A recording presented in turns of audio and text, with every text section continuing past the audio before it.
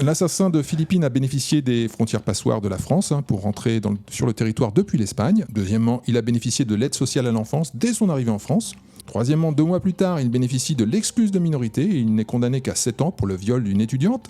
4. Il bénéficie d'une réduction de peine et est libéré 4 ans et 9 mois après. Il bénéficiera ensuite, c'est mon point 5, de l'incompétence du ministère des Affaires étrangères et ne sera pas expulsé au bout de 75 jours en centre de rétention administratif.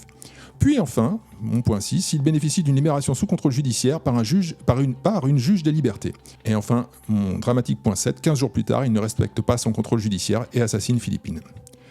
Alors, on va également rappeler 2 données. D'un côté, plus de 90% des OQTF ne sont pas exécutés. Et de l'autre, le taux de récidive en France explose. Avant, on était à 2-3% de récidive, il y a une trentaine d'années. Et on est passé à 20% de récidive. C'est-à-dire que sur une personne sur 5 qui sort de prison, recommence son délit ou son crime. Alors, les gauchistes me diront, vous voyez bien que la police et la prison, ça sert à rien.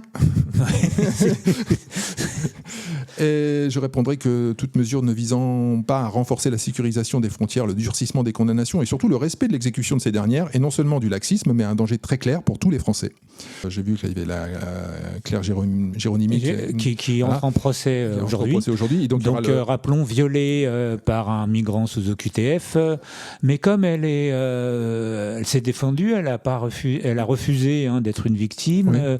C'est-à-dire qu'elle est un peu blanche, un peu blonde et un peu de droite, ça y est, c'est une naziste. Et là, je trouve que sur toutes ces affaires, on les entend pas beaucoup, les féministes sont occupées avec les mains au cul de Depardieu. C'est vachement plus important. C'est tellement plus important, effectivement.